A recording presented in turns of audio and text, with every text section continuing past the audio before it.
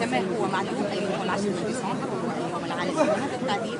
نحن هنا نقف امام وزاره الداخليه بالذات لنقول اننا لن نسمح بعوده التعذيب في تونس بعد صدور التقارير الدوليه التي تؤكد عوده ممنهجه للتعذيب ولانتهاك حرمه جسديه الانسان وحقوقه المدنيه.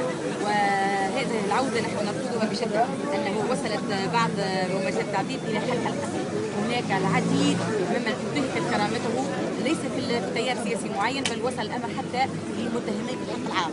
هناك كذلك تصنيف تيار سياسي بجمله وتفصيله دون الرجوع الى القانون، وهذا نرفضه. نحن اليوم امام وزاره الداخليه نقول لهم نحن نرفض التعذيب، نحن نرفض انتهاك حقوق الانسان، نحن نرفض هذا التجاوز القانوني، وحتى قانون الارهاب الذي معمول به مملى علينا من الغرب نحن نرفضه.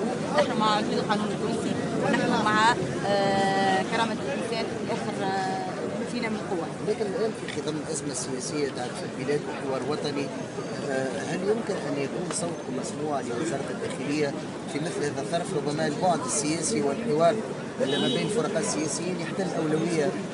هو احنا كحركه وفاء نحن خارج الحوار السياسي، ونحن لا نعترف باي خطوه سياسيه الا داخل القبه التاسيسيه، وهذا معلوم وقلناه عديد المرات. الحوار السياسي الذي يقوده رباعي المفروض واحد منهم يكون اليوم واقف معنا، اللي هو الرابطه التونسيه لحقوق الانسان الغائبه اليوم في اليوم العالمي لحقوق الانسان، غائبه تقوم بعمل سياسي لا علاقه لها بها، وهو تابع المجتمع المدني المنظمه تعنى بالحقوق المدنيه ولا هي الان متفرغه لحوار سياسي.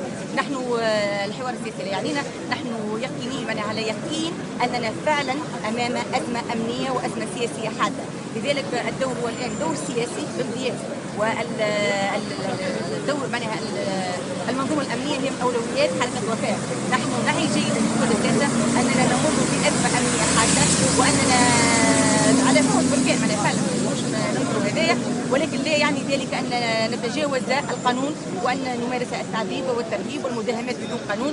اذا كان احنا نمشي في المسار بتاعنا لبناء هذه الدوله، ان نقول علويه القانون، وان نقول ان سلطه القضاء، وان نقول اننا حقوق الانسان، في اطار هذا كله لازمنا نعترف بان هناك التجاوزات التي نحن نرفضها بشده. وبهذه المناسبه ننادي وزاره الداخليه ونحن امامها الان نقول لها احترمي حقوق الانسان، احترمي الحقوق الجسديه، احترمي علويه القانون.